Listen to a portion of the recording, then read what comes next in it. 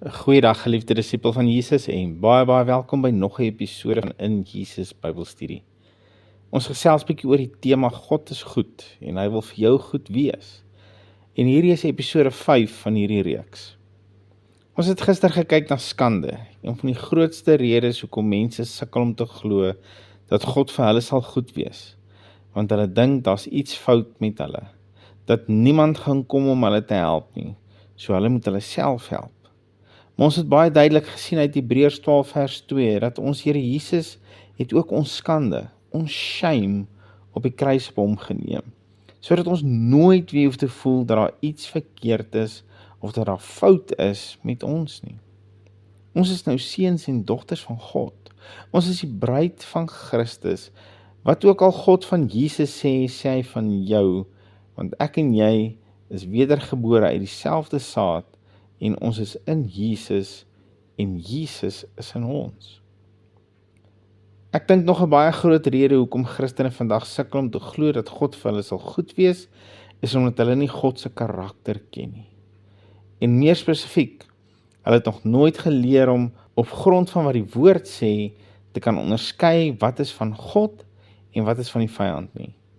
En as jy nie weet dat iets van die vyand is nie, maar jy dink verkeerdelik dat dit van God afkom, dan gaan jy dit nie op grond van die woord weerstaan nie.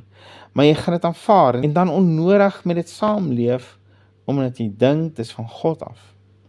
En die ergste van dit is jy gaan God blameer vir iets wat hy glad nie gedoen het nie.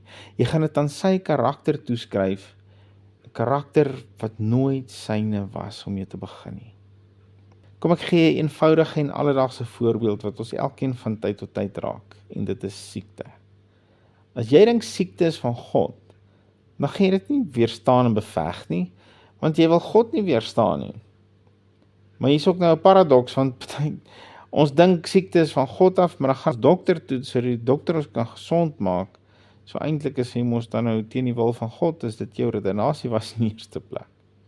Maar nou smeek en soebat jy God om jou te genees, en ook om jou te help om dit te leer wat jy uit jou siekte moet leer, want jy moet mos nou leer uit jou siekte as dit van hom af is, terwyl hy niks daarmee te doen gehad het om mee te begin nie. Siekte is van die vyand. Dis verseker nie van God nie. As jy Deuteronomium 28 gaan lees, waar God baie duidelik uitspel hoe lyk dit as hy jou seën en hoe lyk 'n vloek, sal jy daar duidelik sien dat siekte geensins hoegenaamd 'n seën is nie. Ons kry dit nie onder die seëne nie, ons kry dit onder die vloeke. Maar ons is nie meer onder die vloek van die wet nie, want Jesus het vir ons 'n vloek geword en ons losgekoop van die vloek van die wet. Galasiërs 3 vers 13. In Jakobus 1 vers 17 leer die woord ons baie duidelik. Elke goeie geskenk en elke volmaakte gawe daal van bo af neer, van die Vader van die ligte, by wie daar geen verandering of skadu van omkering is nie. Van God af is daar net goeie en volmaakte geskenke, sonder verandering of omkeer. En nee, kanker is nie 'n verskuilde goeie en volmaakte geskenk nie. So dis nie van God af nie. Dis so eenvoudig as dit. Moenie dat iemand jou anders vertel nie. Weet jy wat sê die vorige vers 16? Die Nuwe Lewende Vertaling vertaal hom so: moedes nie mislei word nie, my geliefde broers en susters. Moenie mislei word nie. Hoekom sal hy dit sê? Want God het geweet dat gaan mense en geleenthede kom wat jou gaan wil mislei, dat siekte, teëspoed en rampe van God af is. Hulle skryf dan tot 'n versekering en ander kontrakte, dan praat hulle van acts of God as hulle verwys na natuurrampe.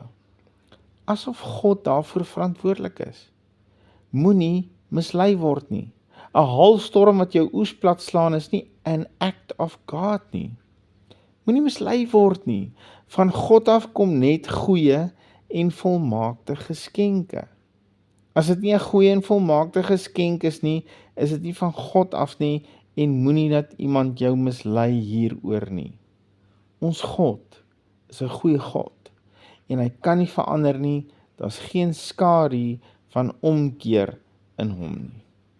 Kyk wat sê Johannes 10 vers 10. Die dief kom net om te steel en te slag en te verwoes. Wie steel? Wie slag En laat ons net duidelikheid hier kry terwyl ons op hierdie punt is.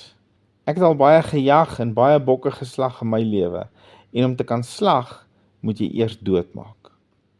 Die New King James vertaal dit ook as kill.